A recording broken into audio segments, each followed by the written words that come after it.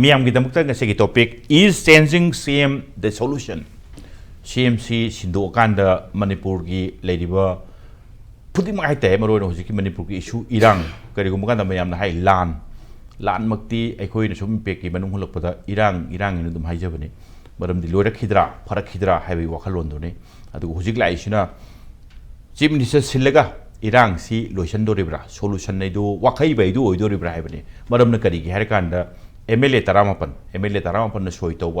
che do khoi ude lik oirak pasing kari sing leire hare lik torok patuki maduda base maduda yumpham moiraga ne ngasi khabar maming pandra basu khabar ayam da loi hapom nina ai khoi su maswai si chongtho ka chatpadi yadamina amtang khanara masi haibigi tanja tuni adu ka kari gumba kanda hujik se koina phangjaba pawda chief minister ngarang nahan kenodi imphal thadokhiba aduga swai madwai du Haryana ki chief minister wasak loba anoba sarkar laki Haryana da adu lorak pakanda BJP na private state singi CM amasung deputy CM ki conclave sing kari sing leiba adu saruk yabagi area du adai bog do khoi pau toyi aduga tasengna swaida taramapan na soi tore sindragadi yararoi aduga sinba khaktana hujik leriba irang si loisanba ngamgani haibagi wafam mala amnina Swaida Kanajana Batanjani, Loyalington Bidabake Singdi, I get something from Bidibase, Dr. Chinglen Maisnam, Professor, Economics Department, Manipur University. I was Chinglen Wihan Taranokshari to go to Chinglen Oidington Bidibase, Dr. Dhanabir Laishram, social scientist, I Tamo Dhanabir to Tamo Dhanabiki Oida, I can hate the Thanam from the Jeribase, Pradeep Phanjoubam, editor IRAP, I Town Pradeep Sutaranokshari. Chinglen Dan Lak Taiba, was Chinglen Ninjan Loromina, was Chinglen. Manung Hutna the Myobi Monen Kale, the Woodwo Aga Tang, the Karasuku Shalakpa. Young Kuibinate, Hapta, Manigiwani, atop the discussion of the Myobi Monen Kale. Aduga Swagi, political scenario habitat, political scenario, Karigumaka, unprecedented Tajaru of habitat, Madudika, Harkanda, diligently say Maroina, what is Havitanka Comale, what is Havase. Tongan Sava, Punna Sava, Swidasu, Chap Java, official over person of the Tador statement Tador Tramina, Swagi Pochine, Aduna, what is Hava, Lorakpa, Mayam Punna Halakpa, Kainasum Udambani, Swai Maraksta, Kangle Lepraga, Chief Minister Shinba, Taramapangi Shoi, Hairakpagi Wapum Lakparina, Oza Chinglen,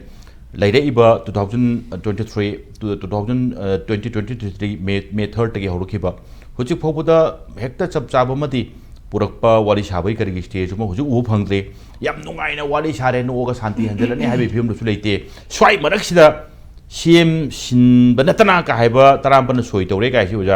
Kamai Ubi, Chapchan would the Minnesota tries a Haiba Luduri Haibining Bra, Kara Haiba, Adum Yabi, Tankak Labor, Zachlin. Please take your time. Masi Adum Chuminasudum Lorasi. Okay. Manani masi lali chumde haibasi officially singdok pasima thengnadre okay adu ngasi mak si yapro iba koi Manipur gi damakta di aidi masigi waris dagi hen maru iba akoi gi tungi mirol da hojiki mirol da kwai gi maru iba akoi gi magi political adu historical gi yam the significance leiba adu nimit amadi oiba ngasi masina akoi mang thadna koi gi Akogi Hosiki Lady Van Housing, Kokida, Chang, but Yam Tunglam Tata Kanaga over port of the oiling Sigis. When is Canary Venomitsibo. Okay. From the South Asia, the Kogi Ganatan Trigi, Lenga, Yana Laiba, Adum Balam Damsi, Manipur or Ribani, Adusu, Indiagi, Magi, State of Moina Natraga, inventory, Amoina Native, Ning Tamba Manipur, Ama, Gi Magi, Madi Lenga Ama, Lake Hibagi, Yam Maruba, Numit Amanevangasis. Ana ngasi mag akogi assembly da madugi hundramaga mangarak suba assembly gi magi kumon haitare masi palonji pangto ai samusu yaujeri ko mai yamroi ba siga mai leina ba subinara ma putoktana maduda ai gisu dum contribution cham pijedana yaujeru madu yamna significant oiba sigi nimits da isda kogi media gi makai degi sigi function silwaraga kogi speaker na chingba kogi atai yaubiriba kogi elected members singda masigi chap koi mana ba question si hangum matam da koi pakum phangide hai bisi koi loina tare dana ko di pakum phangite aduna jiki hairi basi akoina chummena akoi lauraga madai duda akoi kramaina akoi gi yengba yai neina ba yai haiba adomda chatpan hen sumdogba male okay adu aina thamjaning badi hoji hoji maksi akoi gi india gi lenga mapung oina prime minister gi aduga magi home minister gi aduga bjp gi mapung oiba magi hoji hoji gi focus sidi hojiti manipur gi balance oina oide hojiki di maharashtra gi vote oina oye yes haidi vote sine oina maru oina hojik lawi aduna hojik moina hojik hongdong hongjin gi matang lakpa matam se mo yam ena concern ori je krai do oige bo hojik makta ju ju pau adum thoram ngani maharashtra gi candidate se kanan oini haidi candidate ki marakta ko gi dissent adu kambu mayam thorokpa digi rivalry masi thingna na phona basi oina hojik se aina khan madam moisi swai da kok se thada boina oye aduga manipur gi sti mamang da su mla mayam koi chatlure ko prime su mi mitang chatlure adai da koina ta gi basi manipur gi noi manipur halo na tan thorki ka haiba pau koi dum ta re ko aduna aina khanjaba da masi pau thokti sinadi manung ge ba pau su oi internal matter su oi aduga pau thokti ne yam de hena masina ko gi impact legada ba masina am influence legada ba post mande aina khanbada masidi adagi aina khanjaba da masagi manung ge ba pot ni na hanna haitare bharat sarkar gi ko gi maki de gi maki party gi maki de gi akoi khutom bi thangalaga noi tumi le hai matam da itumna dum le gi thoma le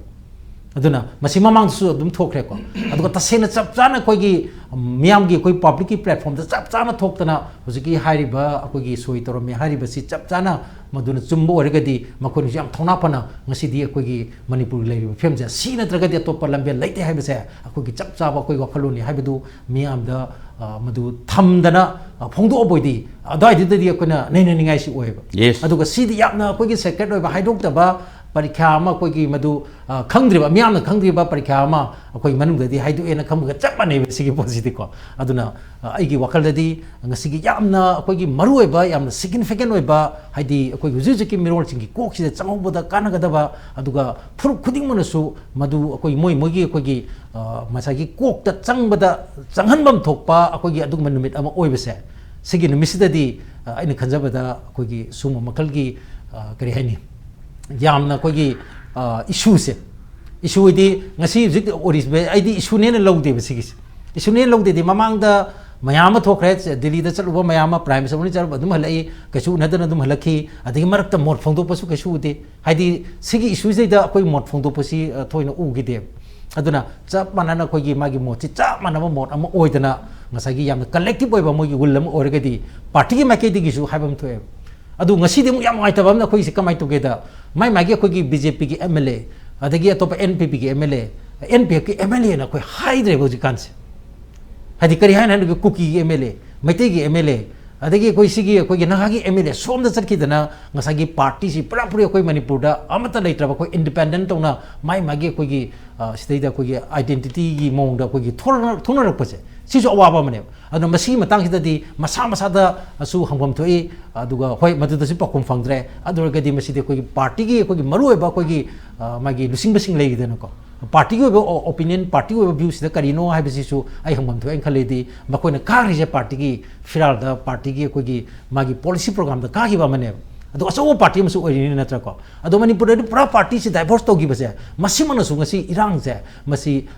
escalate to bada mateng ori ne party na control si chap chana to ori gadi party ki mla hakta ni na tra kuki gi orasu amagi orasu lingi lei be sing di tasan khum da na matam chana koi phajan pujin dana madu to holam ya ba sing du madu ko gi party gi ko gi magi shakti che manipur di almost ko gi leita badong na uri se ai di masi yam ngai to mo ba adu in first round da ina tamjani basi party gi maki de gi su yam official loiba statement ma piba leite aduga loina koi gi magi mari lene ba kambu de gi su magi official loina natragana masagi oiba mot phongdok pasi leitabnina masi manung ge ba pot oibanina heng masi dia koi imung manung ge oiba domestic ki oiba koi gi conflict ni adru misda mayam jawbi rakanu haina loisan gi matamda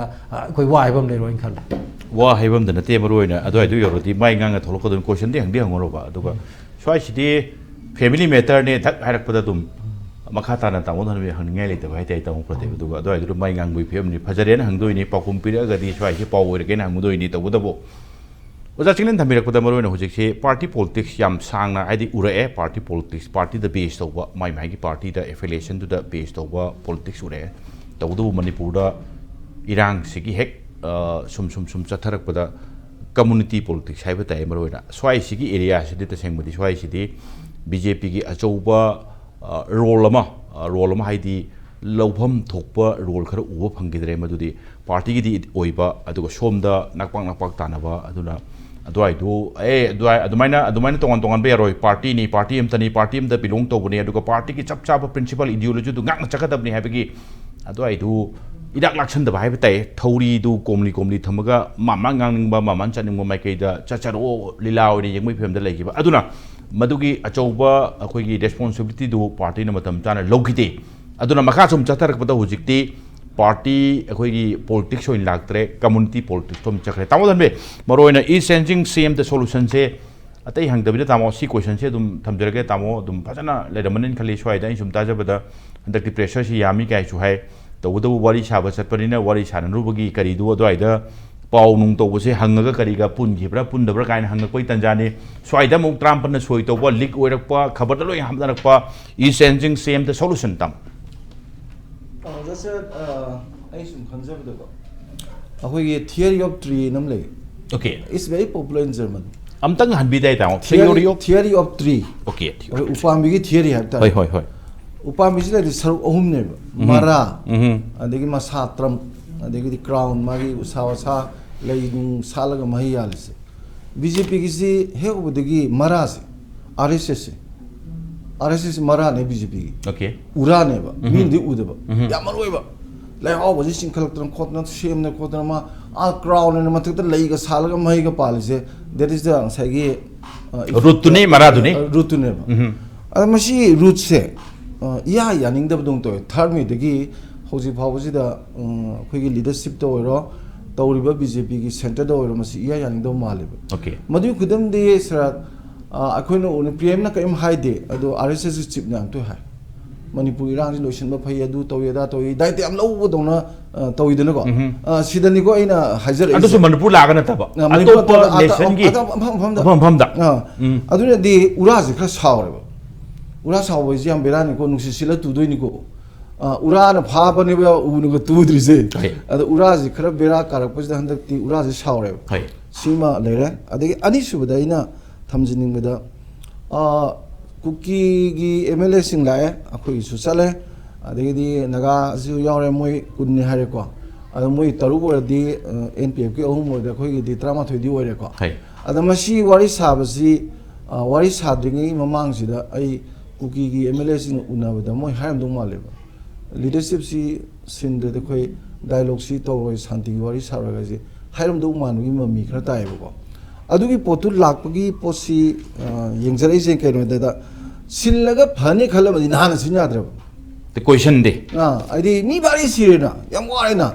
socially economically politically crisis na pik thale ko that is 100% crisis written ko na sinya dra adu sinde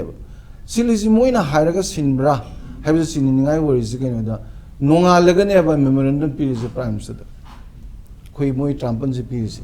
ada kau budi masing baton to budi masing kakta ni tram pajin ka do wisalu riba ni masing am sali se kai gino ko simaga adagi ni mathang da rasa aina haining ba ma lei sina ko akoi gi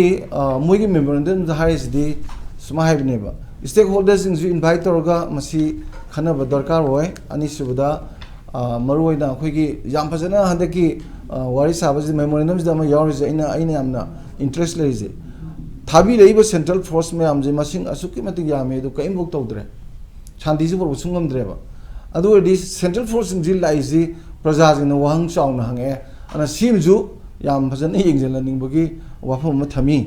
अदुगा if करिगुंबा कोई leadership से सिंदोगा शांति पोरकदवरदी सिलजु याबने स्वाइ मतेक्स दने चाउथोरे पोसे को अदा चाउथोपगी पोसिदा लै my interest लोबा pressing na ko khara nungsibana dum lol ge iba ade khara khuba khuning ba kanguna leadership sinbada khuba khuning ba kanguna headline daga hapuga henjen ne iba ko ade asom de jungai na India today ga doi paje iba dum adu loina baksi yengjaraga aina thamjaning bada akhoi gi moina piri basigi matungina akhoi gi leadership si sinbagi podama pi basi madi leire ba ko ada aina maside am nungai to di ꯑꯩꯈꯣꯏ ꯏꯟꯗꯤꯌꯥꯅ ꯇꯧꯅꯤꯡ ꯁꯨꯝ ꯇꯧꯕꯁꯦ ꯑꯩꯈꯣꯏꯅ ꯕꯤꯁ꯭ꯋꯥꯁ ꯑꯃ ꯂꯩꯇꯦꯕ ꯏꯟꯗꯤꯌꯥꯅ ꯇꯧꯅꯤꯡ ꯇꯧꯕꯗꯤ ꯃꯥꯅ सिवाई थारगोबू वगैरह अदेगी वारी बताई सानबो होनबो वगैरह अदेगी मोइन हेक सरकार पाइबो होबगा 100 days की मनुंगदा रोड में मई एकनी अदेगी अदु तौनी गादो तौबिरेको इंटरनेट सिक्योरिटी की मरी लेना कोई मणिपुर की प्रायोरिटी पीबगी पोतु यावदगी डायलॉग होबिरे अदे रोड में मसु येक पिरे नायको अखोई खंगबदि अमता खंगदे डायलॉग ती होबगी मोंगदा लेरे लेबसिदा सागी सिदजु याम येनद्रो पुलब उनेगा उनदेगा अदे पाव खर दे सोर्स खर दे 12:30 दना कुकी की एमएलए जिंग उने 1:30 दना मैते नगाजिंग उने है अदो चा थमिन नबे मिनिट 30 तम पुली गाइन अदवाई सुम तायबा अदु पाव तंबदना सोदम पुलब फमी सुमे पुलब दि फमेबा फमदुदा आइगे पांबा मागे पांबा हाइदोकनरगा कराइदनोमा करिनो कंप्रोमाइज लाइन अमा थीबै पोट की सेशन तौनबो खोनबा अदुगुमबदि यावद्रे तोगान फंबा ओइरमगदी लालंबे आइसु मुंबई आइको सर अदु ओरगदी होम न मु आइन खंजबदा सी होम जु यावद्रिबा यावदे होम जु यावद्रिबा अखोइगे कनोगा इंटरलोकुटर गा अखोइ कनोगा नेबा सबीर पत्रगा नेबा अदो मोइना करी मोइ वारी साबदु तोंगान साबदुदा असेसमेंट अमा तोरंगद्रा हाइबदी पाइ हाइबुगानी influential person is it's very important को मरमदी तसेंगना पावर पाइबा मिदुदगी इन्फ्लुएंशियल दुन हेना पावरफुल होएबा मरमदी he can change the attitude beliefs emotion of that particular person for having the powers को अदुदी I have more power than him काइना अमा क्वेश्चन अमा लाक्ट्रो अदा इन्फ्लुएंशियल होबा म्याम जी येंगा करी नो तौबु याबजी गाइना वारी बताई साबगी पोट अमा चथबगुम तौब्रा अदै सारिबो वारी जिजु यामना फबदि नती दि कुकी की नमा इंटरेस्ट तोंगानम लाय पुर लाय मोय हे होबगा हाइदना सेपरेट में नत्र देखो कनोम तलेतेना अदुम थमेबा दारे अदुम थमेबा अदगी मु मैतेगी नमु अखोई आइडिया मणिपुर जी पुरगा सचरिनी अदगी अहुम सुबदा नगाजिंग जु पाहेवानी डिस्ट्रिक्ट रोल बैक तबगी सावरबा अखोई पोलुम म नंधरगा लेनी अदुजु कैसु नतबा डिस्ट्रिक्ट रोल बैक तबगी दु 11 टाइम्स फमइनी मीटिंग से को याम तथरइनेबा सी म्याम जिंग जी येंगा अइना खंजबदा साइगी कुकी ने हाइबदगी तौबो ओरमगदी सेंटर अदु अखोई एमएलए जिंग खंगोय अखोई एमएलए जिंग नदी कुकी ना हाइबदगी अखोइना लीडरशिप सिनबगी पोसे थांकलिने जिदी मुजु हाइरोयबा हाना कुकी ना सेंटर द प्रेशर तौर कांदा होरेन तोंगान फमिनबदा अखोई मेजिंग द हाइबा ओरमसु याइदना अद हाइबा कांदा मु याम नुगाइजे इंटरेस्ट हाइबमसु लेदना अदि थमैबा पोतुदा याम हेना अखोई चचरिबा अखोई म्याम इंटरेस्ट सोपोरदी फी कल लागतौनेबा चलिबा अखोई म्याम मरक्तसु इंटरेस्ट खरा लेरमगदी अदोमदसु खरा हेना नक्सनबगी पोट लाकबगी ममीसु ताइदना अदुगा तौबगी साइजबदो उरानदी सोइदनमकी सिन्नबगी लालोंग अमा तौरमने खनबसी मतम सांगना होमना ngaktana lakpadu chungoidu yadabagumba ma lermaneba maramdi moi adum hairammaneba inabijina wena kaigum khradi tobo pamena haimdu male ado hojibogi leiba political scenario sida khoigi chief minister ju jikse prime minister unaba home minister unaba changi bedai tholotri pawju taiko ada madugi pawduna nuairaga di saina dum toilet changa torponi khangde amani khangde ya di lawngrani dum ko अखोई से खरसु या दिलाव इदन जसर को अदु लोइनबक तु येंगजर कांदा हौजि Laiba film जी cookie ना पामजबा chief minister लोकथोपगी पोसी तसेना तौरगद्रा अखोई एमएलए नजदि खंगजदबा अदुगा वाइदु साबिया याननबगी अहानबा फर्स्ट स्टेप सिदा मदुम तंग हाना तौरगदी अखोइगा वारि साबदा अखोइगी ट्रस्ट तु याम चावना लिजरे आफ्टर दैट अखोई प्रोसीड तौबा अखोइसु याजरे गाइना मोइना मोड अमा पिरमगद्रा सेंटर द पीबदगी सेंटर ना परसु तौरपो बिया अखोइगी स्टेट की एमएलए सत पखोपदि मरा ले पुंटेको अखोइगी चलीबा एमएलए म्याम सिनदि जस प्रजा गी पाम हायरम मुदे वालेतेबा हाबदि लांजे हान अमतंग लेफनगिसि अदे बफर जोन गाय खायरगा संथोक ससिन यादिंग जे फ्री मोमेंट अमतंग तौसि अदगी कनो सुदु नियम चुमना अमता तौद्रमने एब्रोगेट तौबै पोट खनबियु अदेदी सुप्रीम कोर्ट हौजी कनोगी इलीगल इमिग्रेंट्स की मा अदुम बेजियागना असांग पिरेबा नोटिस की मियंग थमैसे that is also national interest नि कनो अखोगी against the kind of say illegal immigrants ki mathak thing na bijatra ne Okay. adu gi potu da NRC gi por ka ju thamam bu ai ko ada hai Manipur gi miyam ne ipam da paw po sing je khoi gi chapi ro mi andun thamni thamam ne ba ada nonga laga tonga na memorandum am pi bu di certain as khara tam dong male ba parsu tom dong male adu tai du na di kar gi no haida masaga somdei lakwa reaction du no orem dong male ba yes oiningai di miyam le to do aseng ba kari oi bro hai bu ngangbi na ba du leitaba hangmurga ju khumbi da mina clear picture di uppa ngamding ngamdre adu ga delhi ge handa ki wari se common ground amadi puthokpa ngamgidre madudi tongan ton wari saba adu ga lorak pada cha thangmina ba du ke dawni cha di dum thangmine wari sanadana yam nungai ba friendly oi ba atmosphere ma create to ngamdragadi then adoi duni khoi common ground ma puthoga common ground tu dagi makha polaga makha tarakpa wari mathang changkhan bagi phibam damudi tadre khwai dei ngai di trampan na choi tawre leadership change tawna waina tholok pasna amu ke nanga e aduga maroina karigumba kanda juk thamnarakpada yaurse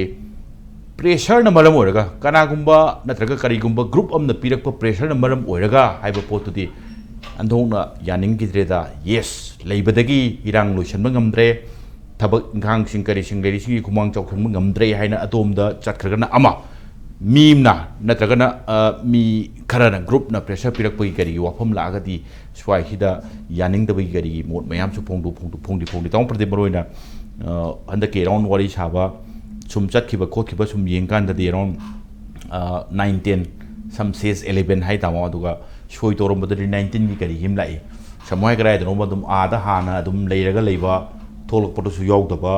aduga trampan se who knows kana no de dum khangdri tama chap chana leitrimina tawado viral orakpudi ngarang dei hore aduga viral ob singrang horok pose khabar haba mina gari umakhra di soin le si matang da sengdor posu leitamina taseng na question se is sensing same the solution se tamuru su thamjari kamai thamlingi da Sige sanga sagi ha ma khoi gi memorandum soi to gi haise si khoi pra speculation da tare ko ta okay speculation da when urubsna te aruga masing ha desi sum chumna chum se se he put na speculation gi wane aruga khoina sajali ba khoi maram oram doi malika ha mem se speculation ga ne ta se na si ore ha bi am te ya ponde ko are ja khoina sum tung han ye kan sa pressure si CM se no pressure si ha ne le he je adum ore khoina RSS ki angle am so mon bawat masamuna मागी speech यावरे अदिगे कोई हाना left leaning खबर में आमदा publication में आमदा highway नतना times ने Yagi editorial बो high रे सी post तो गांस times ने आईसी मागी प्रोप्राइटरी बस एमरजेंसी आरएसएस के हमना वारो मोई खबर पर थोला का हाई दिया सोंगी प्रेशर से ओपिनियंस में ले रहे मोने सी लॉकथो से हाई मोन हाई पर सी प्रेशर में ले मोन वाले अदु बहजी फौसी दम होम मिनिस्ट्री की निसो हाई सी अगेन स्पेकुलेशन को दम Sinapani heavy honey lady was systems status quo lives in a funny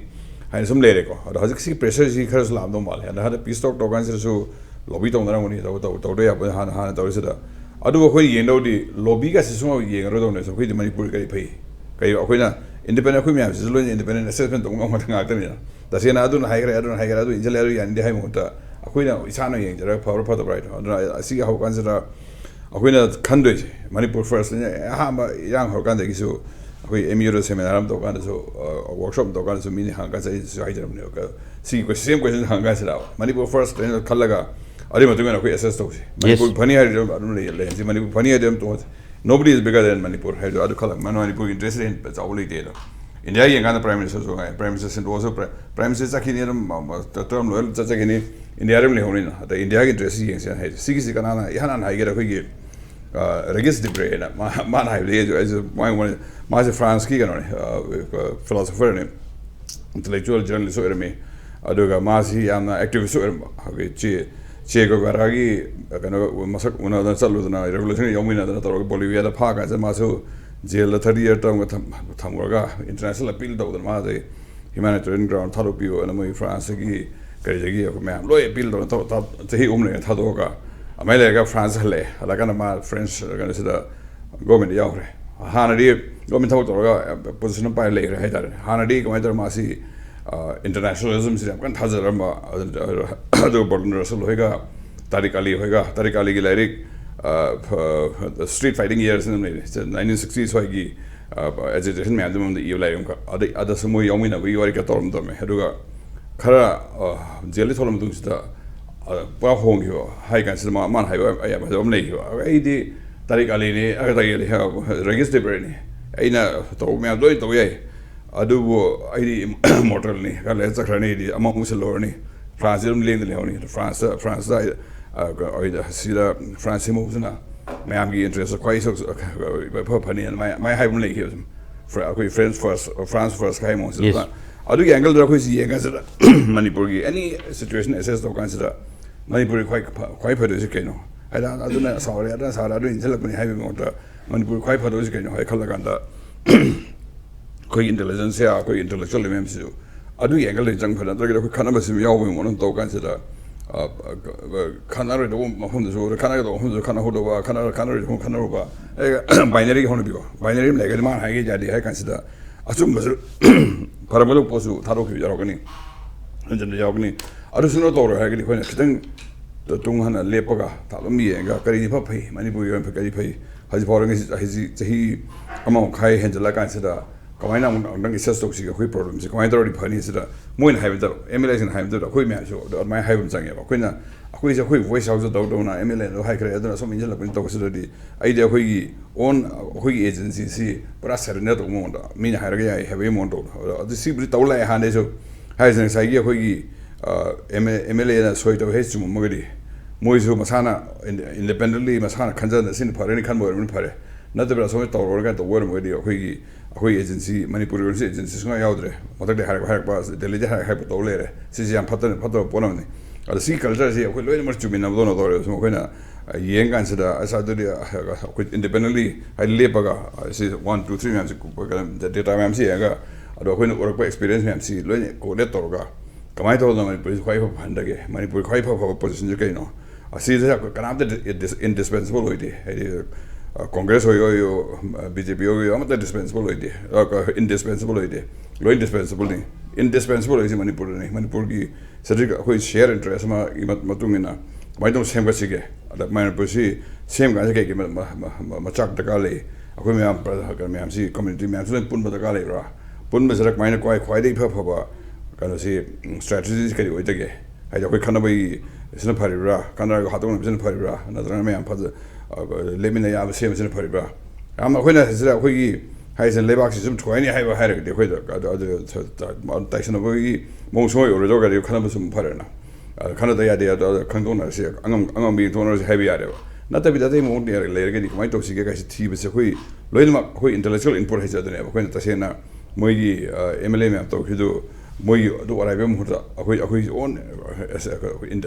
khoi intelligence na ga khoi on agency na ga situation assess to ga Manipur khoi pha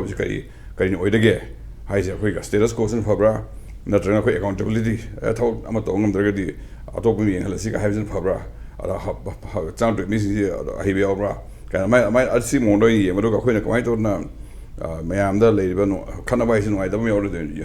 ya ro kan khana rin na kai no ai to no kai si kin ti do ga adi mo tu na khoi gi structure so kai sem si ga kai si khana ba sin na hena mathematic cha ran khale ji mo ja thank you tomorrow di ngasai gi nothing is bigger than the state hai gi pochma adu swai the public na khanba sai gi vote nong to representative makhoi ki masa gi oiba wisdom aduga masai gi intellectual du adoi da sinara kanda state sigi phagadaba leirati haidana chongthorokpa aduga adoi du khara thaunabudi khara changani adoi du da thamakpa opinion uragadi kaisu kaide handaki thamaiba pose su 19 gi signature harakpa kanda soi piraga tawraga memorandum pisale sab chana pisan da budu still speculation ne tawdu madu su center gi pressure da gi pibo uragadi adoi da su khitang yengbuda nungai tabagi wafam du ne aduga tawdu bo akhoina khanga dausi masi history na sakhiri madudi lan haibate lan dai horakanda lan haiba kangu ma irang haiba ma khanaba chainaba yanaba haibase tasengbadi khana thokpa amtang yengthokna rasi kai sti last option in thangado ne marak tu da wari sabo yabu film leiragadi na aduga karigumba kanda tung koina leminabada sungya mak yararoi hairagadi adoi du yoragadi leminasi haibu su yaru du ne khara tonghala kanda khara lapthokna kanda khare hena mu kamaina leiba yagadage haibagi phibam dune